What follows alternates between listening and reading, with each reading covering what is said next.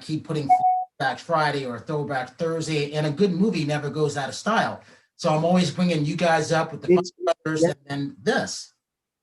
it's really interesting because I get emails all the time, and it's like, oh, it's like I always think it's over. Do you know? I think it's come and gone, but it always finds a new person that's never known about it or never knew, and it's really cool because it has a life of its own. That's why I'm always talking about it. I Kind of mean, look like I said, I remember I was just looking at it not too long ago, and I put it up, I think about five weeks ago, because there's always that new audience, and I always mix my traditional, like a George Clooney, with a Nikki Lee, one of yeah, my influencers. She's got 3 million. No, she's got 6 million followers. So they don't know wow. about this stuff sometimes. So I always want to talk about these films. They're good. A good film or good music does never go out of style, right? And from doing the No, and your dad. yeah, no, it's true. It's really true.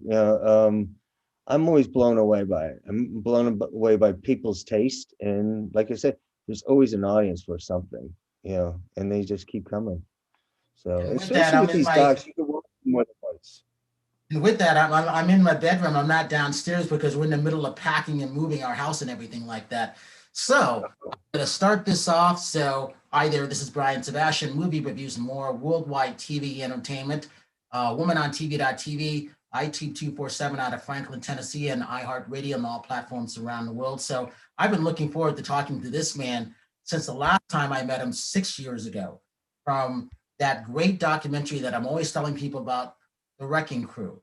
So, and as I started it off then, I have to start it off now. I've had the privilege to interview the Funk Brothers. I've had a privilege to interview the three of them from the Wrecking Crew. And then now, this documentary, you get two out of the three. I think this is great. Highlights of what you're working on now, because I can't wait to see it. And I'm going to be talking about this till this comes out. I don't care when it comes out, if it's at the end of this year or next year, because I tend to do this. I like to be on the forefront of all these things. And by the next time I talk to you, we will have 20 or 25 million views a day and counting. So I don't care if it's done, but Denny, you got to give me a link so I can talk about it ahead of time. Who are you? Where are you coming from? My name is Denny Tedesco. I'm coming from Woodland Hills, live in Woodland Hills, California. And I grew up in Los Angeles, and my dad was Tommy Tedesco, the session player, the studio player from the Wrecking Crew era. And You think back to when you did the Wrecking Crew, and then I think you did one or two films since then. Well, I know one of them, so I can't remember it right now. Did you see yourself being where you are now, and then eventually working with the sessions, the section? Because Leland Scar has become a friend, and we only met a couple of weeks ago. So he's actually been to the studio, and he was talking about his book. He was talking about a documentary that was coming out, but he didn't mention you at that point. And I was like, oh, why didn't I get him to talk about it in September? Because I would still talk about it earlier. So now when he comes back sometime in April, I look forward to getting the whole gang together and you coming into the private studio to talk about this. Yeah. Well, look, I'm wearing my Leland shirt. That's funny. You know what? It's no, when people, some people, a lot of people don't realize when I started the Wrecking Crew, it was 1996. And my dad was passing away, so I quickly started filming him, but I never got the film out until released until 2015. Right. Because the licensing and adding all I had to raise a lot of money over those years. Everything but a bake sale I did. And then a little shell shocked after all those years. And then, I was still working as a producer and, directing small content and stuff like that. And then I was fortunate enough not last year, we're already into 2021, 2019, I was approached by a couple of producers, Greg Richling and Jack Pyatt and Jonathan Sheldon, said, would you be interested in doing a music doc about the section or the guys that were in the section? And I went, I thought about it because it started to make sense because doing a music doc, it was the hardest thing anybody could ever think of trying to do, and I didn't know that. I knew the beginning and the middle and the end of the Wrecking Crew, but there was so many, hills you had to climb. over those years. But so I thought, well, I could do this doc made sense, the immediate family, because literally it comes right at the end of the Wrecking Crew where Lou Adler and Bones Howe, they're talking about how the times change. You didn't need the session guys like the Wrecking Crew, my dad and Hal Blaine, those guys in the studios anymore, because Carole King was bringing James Taylor and Danny Kochmar, and she had Cooch and Russ Kunkel. Those were her friends. So they didn't need my dad and those guys because it was a different era. Yeah. And all of a sudden, that it was a good jumping off point. And there's also a good juxtaposition between the two groups, because these guys, Danny and Waddy and Leland and Russ, they all went on the road after they did a project. That's the big difference. My dad and those guys never went on the road. You never left town because there's always someone ready to jump into your chair. It was so busy, you didn't take a chance. You only had three, and again, my dad, they were going 3 hours at a time. Hey, you got a recording date. Okay, we do 3 hours. You knock out 2-3 songs in the early 60s. And now when the new guys, the Lelands and those guys come in, they're basically taking their time making these albums. They're not rushing it. They didn't have to. So, and that's what makes it quite interesting. What was the question? Well, no, you answered it, and that's what makes it quite interesting. Yeah, I didn't know about the Wrecking Crew until the publicist called me. You want to talk about this? I'm like, well, hell yeah, because I didn't know about that. And when I saw it, I was like, how did I not know about it? I knew what people were playing, but there was like, when you mentioned Glenn Campbell, I didn't know he was in that. So yeah, like I said, till this day, 6 years prior to this, that documentary is still timeless. It's in the top 10 of all the films I've ever seen. So imagine this. I've done over 80,000 interviews. Wow. 2 years. So I only saw 1,836 films last year. So I'm 700 less. So I've been keeping of all the films I've been watching. I never put the total together, but I can tell you how many I've watched in the year. So for your film to end up in the top 10, that means something, because there's a lot of good films out there. But again, there's only one Wrecking Crew, just like there's one Funk Brothers, and now this. So you, Tim, in my eyes, you were the perfect director to do this. I appreciate that. It's funny because I could never have done the Wrecking Crew anytime but then. Dad was passing away. He was still in mid-60s. That's weird. I just turned 60 yesterday. Wow. And as you can see, the beard. But I realized how young he died. He died at 67. But when I say this is because those guys in their 60s, the difference is also that here's the other difference about the Wrecking Crew versus these other guys. My dad's career was basically, well, it ended because of a stroke at 62, but they weren't playing anymore. They were playing their own live stuff and occasional seminars, whatever he was doing. But most of the guys were, kind of retired. They weren't doing that. They surely weren't in the studios like they used to be. And the difference is these guys, Danny and Lee and Russ and them, they never stopped playing. They continued to play live. They took music in a different way, and that didn't happen with my dad or the other guys as much. Don Randy, he did. He always played at the Big Potato. He still does. The other interesting thing about this is that, yes, they were the only ones to actually go on tour. And I think back because I met Leland first. We've done 3 interviews, and then he's been in the studio, which was in September last year, because we built it up during COVID, so it's private. So he came in, Scott Page from Pink Floyd came in, Kenny Aronoff came in, and they liked it. So now they're part of Movie Reviews and More. But I think it kind of starts with you. This is like full circle for me. That's why I said I got to interview Denny, because he has no idea what's happened since then. I didn't know this was going to happen, because at the same time yours was coming out, I was just coming back from Santa Barbara Film Festival, and the Kansas documentary was coming out, if you remember, at the same time. And I remember yours better. at that point because you really get into everybody who went on to do something else. Because I've never met Carole King, but the thing is, I hold her in high regard till this day. When you guys mentioned that, I had no idea how Come on, Carol, much she was. Yeah, Carol K, yeah. not Carol K. Okay, yeah. But it Yeah. was very, very interesting. So I think about those names till this day, and I tell people, you've got to watch this documentary. Or anytime you're listening to this classic piece of music, these are the people who played on this album. Why is that important? Because they came a long way. And a lot of them are still here. Some of them have, have left us, but the music is still timeless. Until these days, I still listen to the Mamas and Papas and the Beach Boys on my Pandora daily. These are the things that kind of get. Yeah. The other thing is about music docs, especially if you start breaking them down, you start realizing who's behind it. You start listening to the riffs. You start listening. I grew up with listening to literally, I knew a guitar solo or I knew a bass solo. I could hear it differently. I couldn't hear a lyric to save my life, but I could hear my dad on something, way in the background.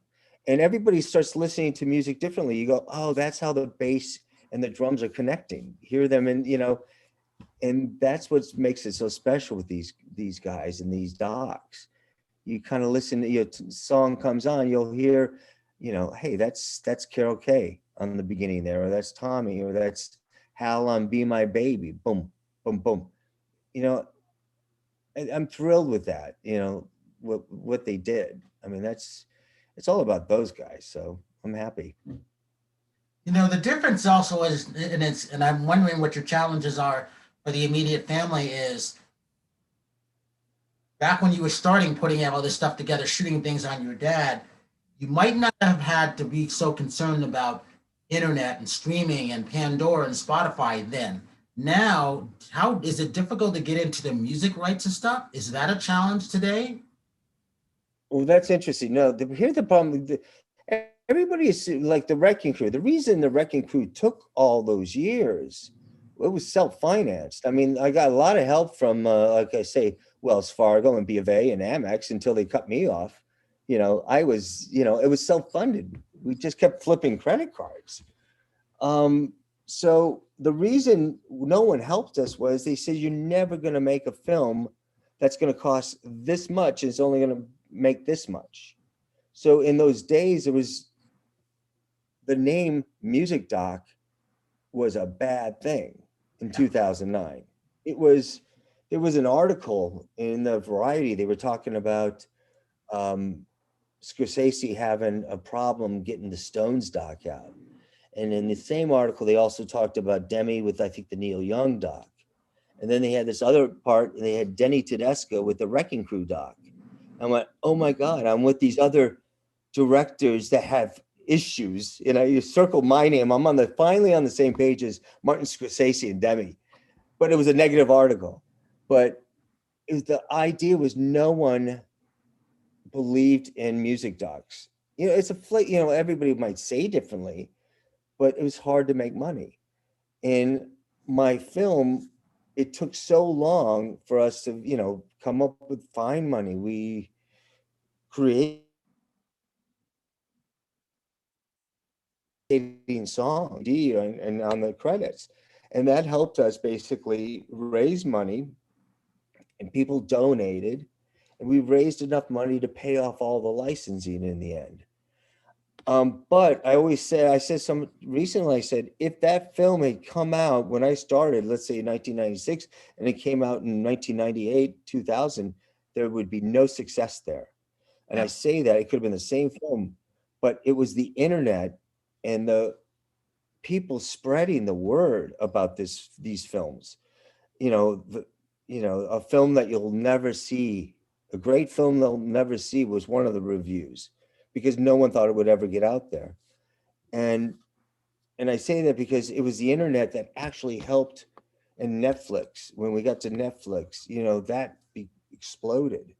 It was the right time at the right place. Just as these musicians always said, they were in the right time at the right place when they broke in. The film had its own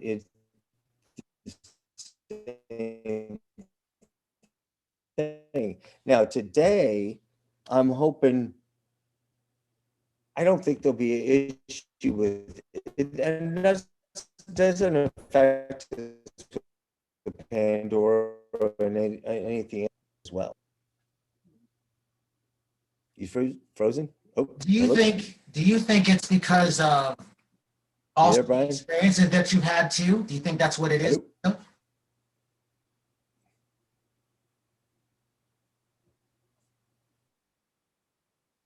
Uh-oh, he froze.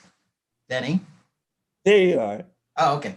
Do you think it's also because of the experience of you've done one, you know what it's like to do it now? Do you think that helps you too? Because the same thing is, Oh, tremendously. I've talked to Howard Bloom on how he helped the Prince Purple Rain movie get out. It wasn't Yeah. a top, but still, he was in charge of doing that as his Prince's publicist. And then I did talk to Martin Scorsese on the Stones and Jonathan Demme on Dylan. Well, look where they are now. I'm not surprised one bit. I was always like, what's taking so long? I've been waiting for the Rick James stuff.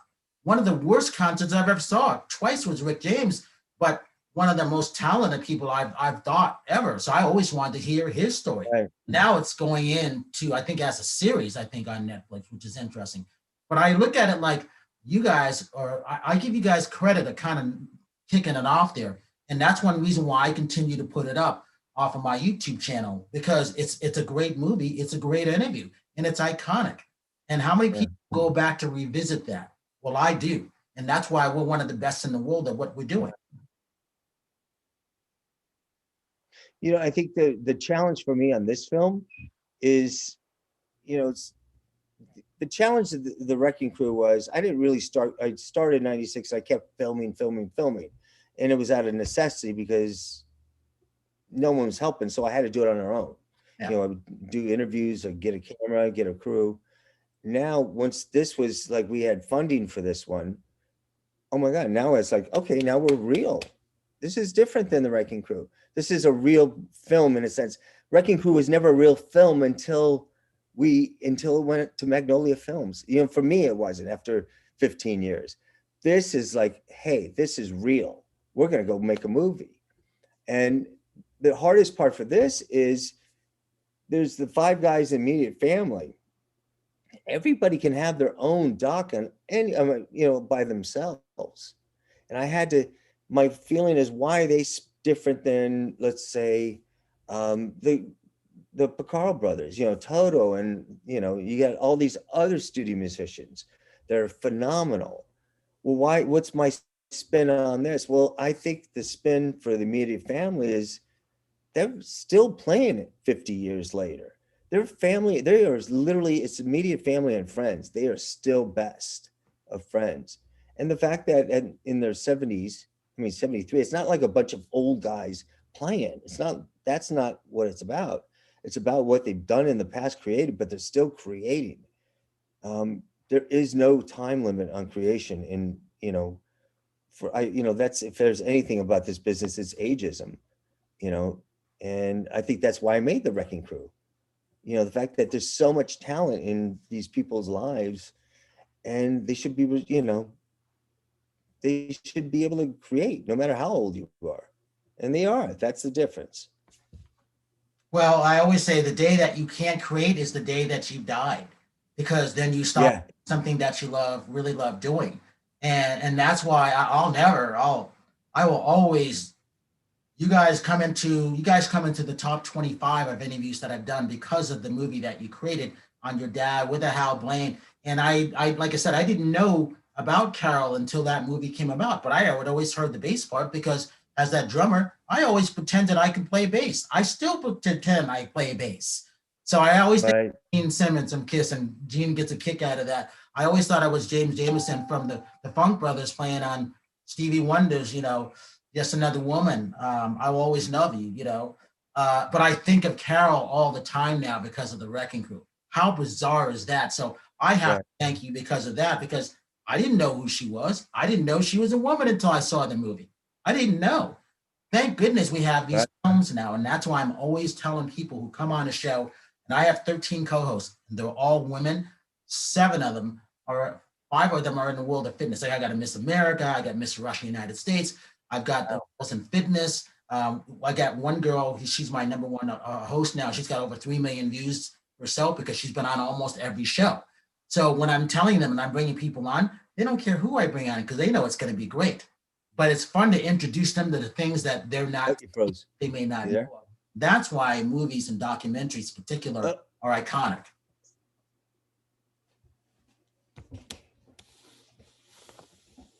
That's why I like that stuff. Uh-oh, you froze now. oh, you lost you. There Okay. you are. Sorry. What was the last thing you heard? I heard you were talking about bringing, they didn't care who you brought Right. on. Yeah, it's about Your introducing the co-host. audience and the girls to stuff that they may not be aware of, the stuff that I have to find, that I have to watch. And I think that's very, very important. And again, what you're doing, you're still working on it. You're going to get it finished, but you know what? I'm starting to talk about it because of what you've done in the past leading up to when you finish it. And I don't think anybody will be doing that, but I will be doing that. Operation. Don't you find it's like yourself? You couldn't be doing what you're doing 5 years ago or 10 years ago. You know what I mean? The opportunities, even COVID has given us a weird opportunity to take advantage of, like, we would never be able to do what we're doing right now if it was 5 years ago with COVID. You know, I mean, with these interviews and learning from what we're doing at the moment. Um, I find I love talking to people, you know, like you do. That is the biggest thrill, is talking and interviewing people and learning about people. And I think that's something that starts from the beginning for all of us that are, you know, that for the interviews. And I think you're very fortunate to have that as well as I am. Well, what you don't know is I saw this coming, me and my partner, as far back as May of 2018. May of 2018, I started turning everything around. I took movie reviews and more out of California. We went to go test stuff like you do in the old days as a pilot or a CD, or go play a Sure. small little dark concert in a small little town. I took it to Franklin, Tennessee, not Nashville, but Southern Women in Film and Television. One of my co-hosts, she's part of the Elvis Presley brand, St. Jude Toss, Right. and Old Opry, Graceland. So we are part of that now. Before I met you, we hadn't gotten to that part. I was just starting to get into Hollywood Film Festival at that point, picking films. I wanted to put your film into the film festival, but it wouldn't have qualified because we had legal things we couldn't do, and then it sucked. I'm like, this film, it needs to be seen by another whole other audience. So I said, you know what? Never mind. I'm going to do it myself. So till today, from 2018, August 4th of 2018, we did 6 shows. 4 of those 6 shows are up. 2 of them are at 1.1 million views and still counting, Denny. I count the numbers. Wow. Okay, they've never been on YouTube. It's only on that site, iTube 247 out of Tennessee. And we were talking about the Wrecking Crew on that show back there. Huge. Nobody else has that. So because of the things and what I did, last year was my best year ever because, again, I saw this stuff coming. I've had my own hand sanitizer for 5 years. That's on Mars. Yeah. Their company's quadrupled their business. I had the restroom kit. Their company's quadrupled. I just had them on our Tuesday night show. So I can see what other people can't see. This sign company that I had, instead of walking the red carpet and someone writes your name on it, I have my own sign. I've had them since 2018. 1.6 million views with this company on my show. Do I know what I'm doing? Absolutely. Yeah. That's why I Absolutely. want to talk to you, because by the time you're done with it, people are going to see this film because I'm not going to stop talking about it until you're done. That's the difference. It's funny because if there's any thing I'm trying to convince my producer, so I'm sure who will be watching this, everybody talk about, you have to start from the beginning. You have to spread the word. The Wrecking Crew, I had to come up with ideas how to spread it, like you do. You know, when they said you'll never make this film, and then we had the film in the festivals, and then still no one picked it up. Well, what am I going to do? I have 12 awards, big deal. It doesn't cover all the expenses I just spent. And the film, if it had Luke reviews or it was okay, didn't get, you know, I would have walked away. But it was the opposite. I had crossed the line. Now what do? I crossed the line. I have a dozen awards and I spent all this money. I better figure out a way to get this out there. And just like you did, you come up with ideas. And I was going around the country, like even Franklin, Tennessee, Wichita, Kansas. Never went to the big, I never did like a New York screening or this is after the festivals.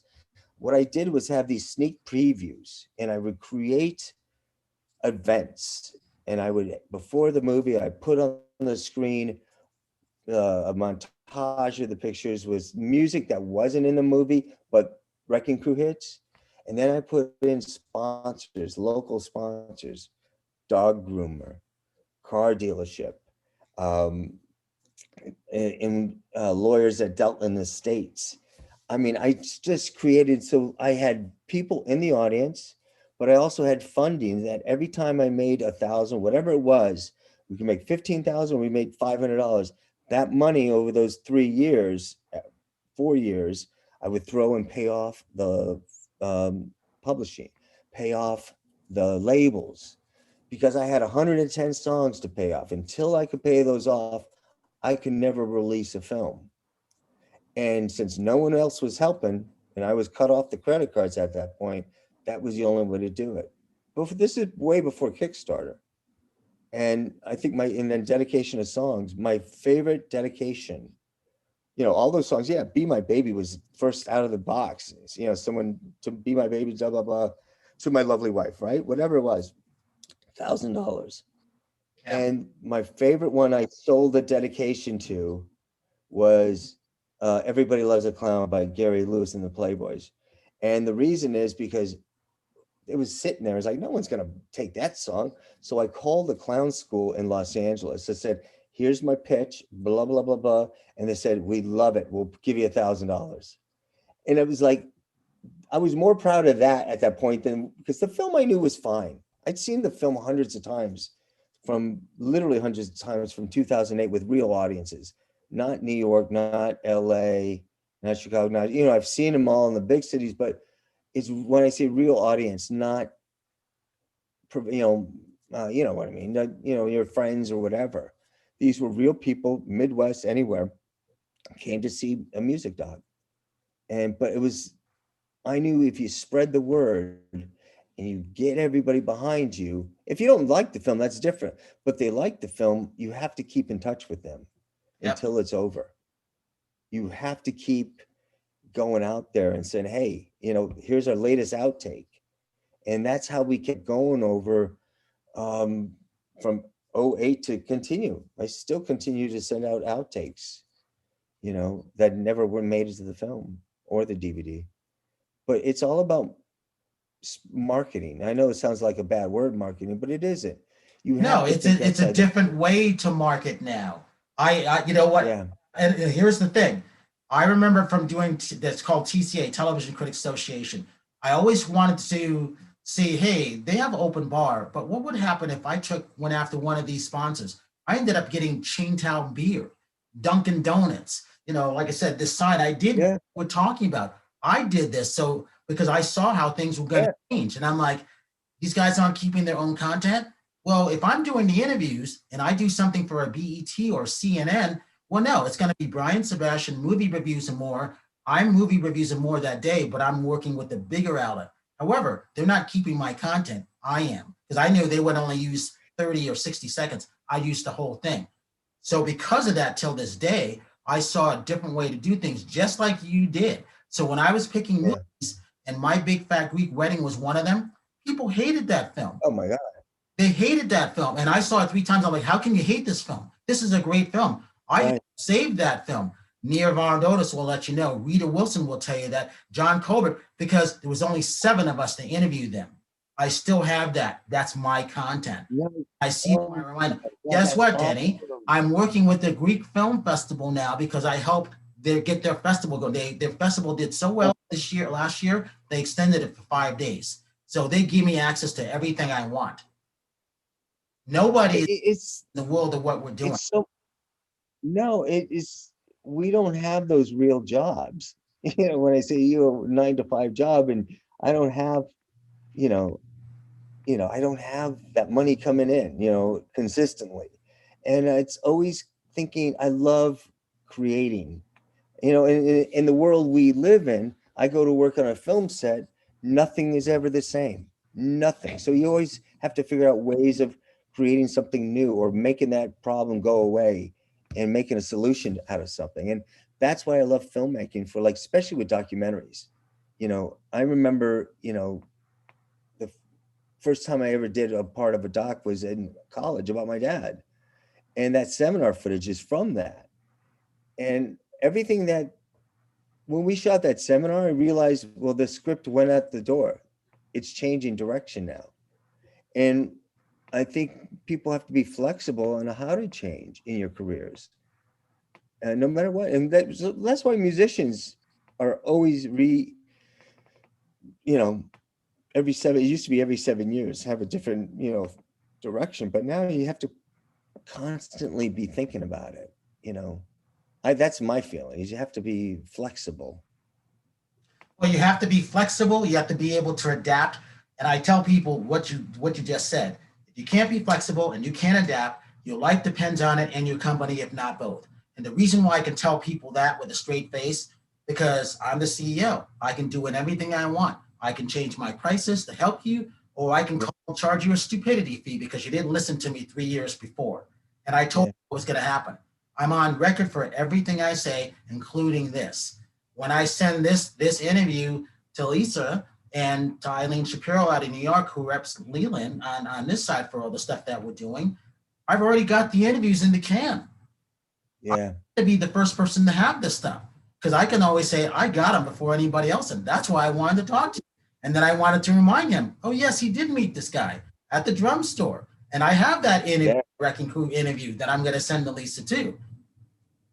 It wasn't. It was Hal. It was Don, and it was Emil Richards. I think was there as well. The other Vibes player.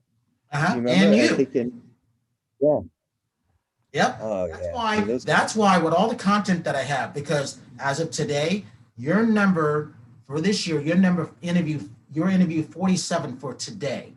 Now, April 2nd of last year, or last year was my best year. We've done 286 interviews. It's not even a year yet. I started April 2nd last year. I will have done 300 shows between now and April 2nd. Nobody's done that many in the world. And I challenge people all the time. Here's my numbers. Here's my analytics. Let me see yours, because I can show you what I'm doing every.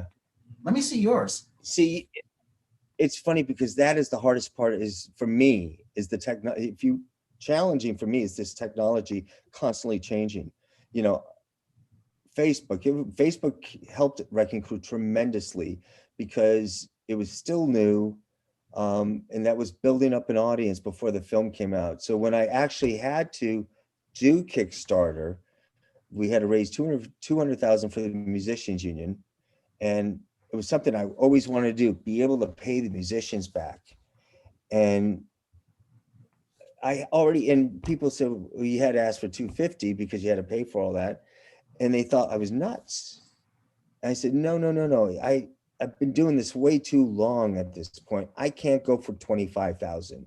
I got to end this now. And they said, but only 1% made over 100,000 on those projects at the time. Only 49% of Kickstarters ever were successful. I said, I understand that, but I've created this base for us. We had on our Facebook page, which is a trivia page, constantly changing. We had 25,000 people at the time. Now we have like 150,000. I had the 20,000 emails that I got every time I went to a screening. I would have a trivia concert. Hey, who's that playing in the background? I'd give them a question, and you sign your name, and I would give a prize away. Well, that collected those emails. I learned That's how you do it. Now is I did. It was much easier grassroots that way. Because I can talk to the people. I was there physically. My biggest problem is getting kicked off of YouTube or getting kicked off of this because I don't know, what did I do wrong? I'm glad you got it down.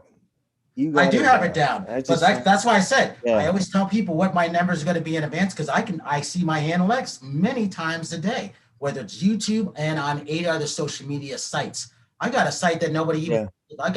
I got 51,500 views, and it continues to go up. And all I do is just put my shows on it. I don't say anything. I just put my shows on it, and people click on it. Every click goes to my YouTube channel. Again, I learned the content of all of these things. Just in Tennessee, like I said, who do you know? Even on a network, I'm beating network numbers. And remember, between now and April 15th, I'm going to have between 20 and 25 million views a day. I'm at 7 million right now. Man, Nobody has that's that in the world. How do I know that? Because I know who's doing what. Joe Rogan has subscribers, but I don't go by subscribers. I always say this: you can unsubscribe to someone, you can unfollow someone, and you can unlike someone, but you can't unview a view. very good. Yeah, I only it's go fun. by views. Yeah, Only it's views. I can show you my numbers daily on my phone. I've kept track on 2 different phones and how much they've grown. And I write them down by hand. So when I write my book, people know, oh, you kept everything. Hell yeah, because I knew people weren't going to believe me. That's why I still write how many movies I see down by hand each day. I started it in 1992 because in 1991, when I worked in home video, I never knew how many movies I was watching. I just know that I watched a lot of movies. I'm like, how I can't validate how many I watch. So 1992, I started keeping track of how many movies I watched. I have a notebook full, 3 notebooks of all the movies I've watched. so here's a question for you. I go to Netflix or I go to Hulu and when I'm looking at night, it's like opening a fridge. I open the fridge, go, I don't know, and I wonder what am I going to watch tonight. It's like a fridge for me, and it takes me 20 minutes to a half hour to finally pull the trigger. For you, do you even look for movies because they're always coming at you? Do Yes, you at this I, is it I like do, and I'll tell you why. Because the reason why I always start with Netflix. I always go through the new releases. Okay, I've seen all this, I've seen this, I've seen this. yeah, And then what they do is they add older movies now because there's that whole yeah, audience again that hasn't seen like a Training Day because they may not have been born or they're 15 years old when it came out because movies have aged now, yeah, which is why Turner Classic yeah, does well. And then there's movies based on what you're liking that may not come up in a new review, like Mank. You know, that didn't come up in my thing. I actually yeah, find it because I knew it was coming out. And then when the links are sent to me, now I subscribe to Hulu. And Hulu, I had the HBO. Now HBO has their Max on. Here's the tricky part that people don't know, and I tell them on the air. It's because you have the add-on on a Hulu doesn't mean you can stream Wonder Woman or their new stuff. They don't add that. That's a trick. I just thank you. You should have told me that last month when I was struggling this out, struggling through Well, that. this is why I do this stuff. I let me be the guinea pig. Let me find out and let me tell everybody because I'm not here to waste your time. I'm not here to waste anybody's Yeah, time. We could go to theaters. Oh, and by the way, I've been calling Regal Theaters since 2014, telling them they had to change their things around. Where are they now? They're struggling. Same thing with Bob yeah, and the Bob and Greg Limley. I love the Limley theaters because of what mom and pops yeah, businesses. I always support that. Where are they now? They're trying to open. It's going to be hard to get people back. When I did a thing, the last time I took the test for my fellow movie reviews, our critics, I go, are you ready to go back to the theaters? They go, nope. And I tell them why I don't, because of the ventilation. The ventilation is not yeah, out yet. That's key. What happens when the lights go out and people are coughing or they're laughing? You're spewing everything out. It's not done. yeah, My movie fellow critics won't go to the theaters and I won't go, and I'm a movie whore and I won't go to the yeah, theaters. That should tell you something. So the best way yeah, to release these things is to go back to do it the way you did it, just modify stuff. That's why I want to talk about the stuff now. The earlier you talk about it, the more people will want, oh, if Brian's talking about this and we like his movie taste, and I do have good movie taste because I worked in home video. My thing was if I gave you a movie that you never heard of and you didn't like it, I was going to give you a free rental. I still do that today. Where are video stores? There's only one left. There's only one Blockbuster in yeah. Alaska. I work in home Okay. video. Who else worked in home video? Ted Sardos, who runs Netflix. We came from the same ballpark. That motto has not changed. So that's how I still do everything. It's really going to be interesting. People say, are you going to go, you guys going to release it in theaters? Well, you know what? maybe, hopefully, there'll be a point where, because there is that experience. I realized, especially when I did Wrecking Crew, when I saw with audiences, it was I didn't realize there was humor in certain places because I did the interview and it wasn't a funny line. It was, it was just a line. And then in the post is it's not, again, but when an audience came together, people hear things as a group differently. Um, and I'm curious about how it'll play. What are we going to do? What do you think? Think we're going to be back in theaters in a year? Yes, because once they get ventilation corrected, they still haven't done it yet. Right. Once they, Yeah. people will start to go back. It'll be the younger people that go. But what's going to save the business is not on the movie side. It's going to be on the music side because touring is going to hit. And I've been telling all these people, no matter who, I don't care if you're Mick Jagger, you know what? You guys better get ready because time goes quick. We're getting ready to go into April. By the time everything is done, they want to open the economy by July 4th. But here's the thing, you're still not going to be able to go to a major concert until after October, meaning really beginning of next year. By the time NAMM comes around, you can be on the road. It's a different year. We've learned more things at that point. Yes, even the social distancing, you're still going to have to do a lot of things outside. I would take it to a drive-in. I have two film festivals where I'd love to put your film in. Swift, Southern Women in Film and Television, Gear Where in Nashville, Tennessee. They take any film that I suggest. Why? Because they trust my judgment. And the Beloit International Film Festival in Beloit, Wisconsin.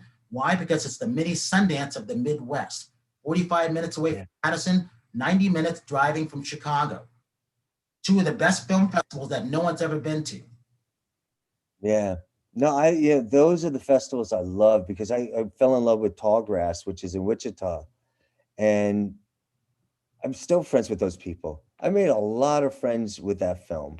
I got to say, if there was any really memorable thing, it was making friends around this country, around the world with the film. And I love, it doesn't matter when you go to a film and you like a film, it doesn't mean you're a Republican or Democrat or white, black, red, green. A laugh is a laugh, and you have the same feeling about one song as someone else has same song, but it's different feeling. For me, hearing "Be My Baby" means something totally different than the person that was born, or not born, was a teenager at the time. I was a baby. They remember things differently, and I think that's why festivals are so needed. To think out for festivals and people like yourself. Well, I've been telling festivals because again, I helped run the Hollywood Film Festival. Great in name, domestically, we couldn't do anything because of the guy who owned it before. He wouldn't let us say award. We couldn't say honor. We couldn't put a major film in because he was doing something with the Golden Globes. It was all political. I said, this is no way to run a film festival. What about the small filmmaker? So till this day, that's why I say yes to everybody. It's about the independent filmmaker. And I tell everybody till this day, it takes an average of 7 years to make a documentary. I don't care who you are. Even Ken Burns is working on 5 at the same time. How do I know that? Because Ken's a friend. I ask him all the time. And he couldn't be able to do anything unless he did it with PBS. There's nobody was going to ever give him money except for PBS. Yeah, it's funny because everybody sends me ideas. Like ideas are great, but there's finding the money is the most difficult part.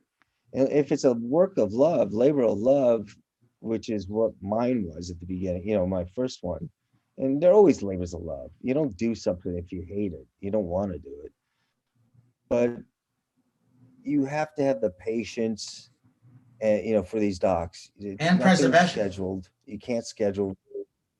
Yeah, and I, what was it? There was a few years ago, they did a DGA survey. How many directors made films?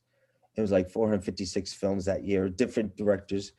But you know what? The problem was they were only showing it AMC of a 20 AMC theater. Yeah.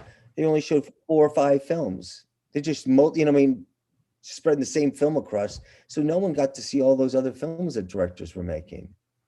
That's why I would always go, and again, I was still paying to see films, even though I get things sent to me for free. I wanted to see the experience. I was always going early which is why I love going to Lemley theaters. Even when I was in Georgia or I was in Tennessee, I wanted to go see who's going to see the movies. What's their experience like? How much is it to see that?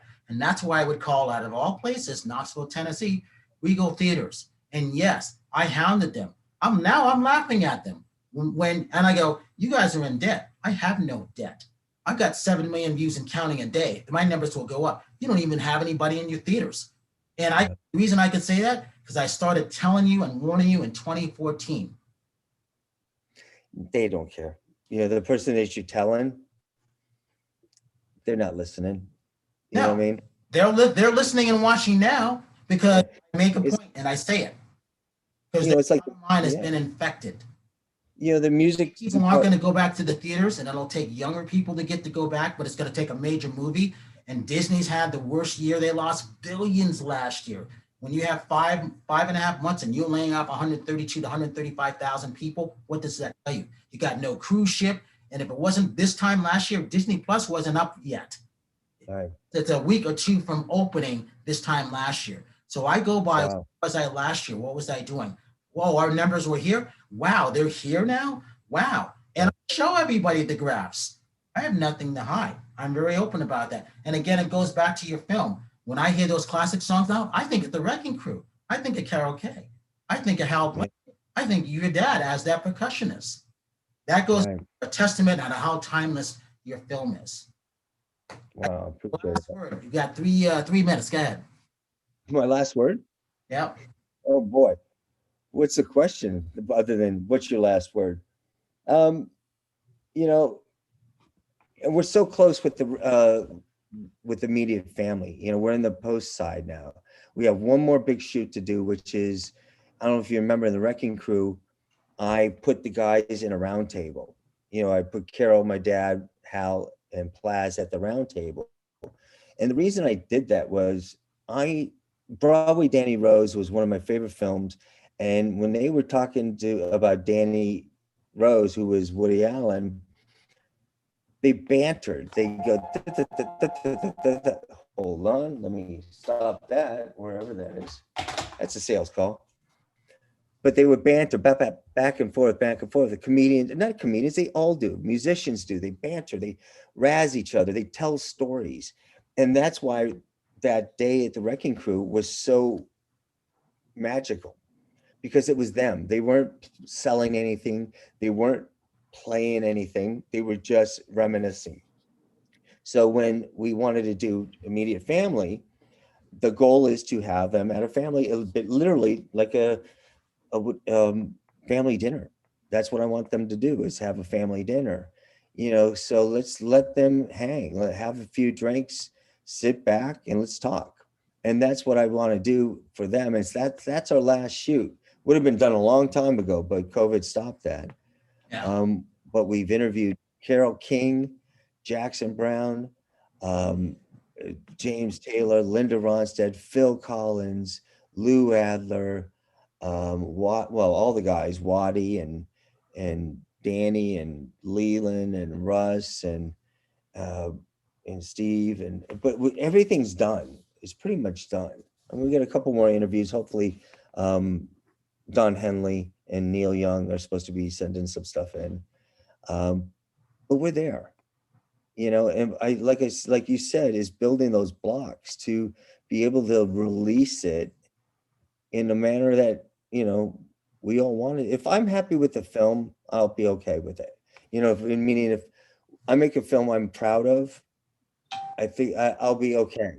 You know what I'm saying? It's like, I'm not having to make a film with a script, where these guys have given me so much.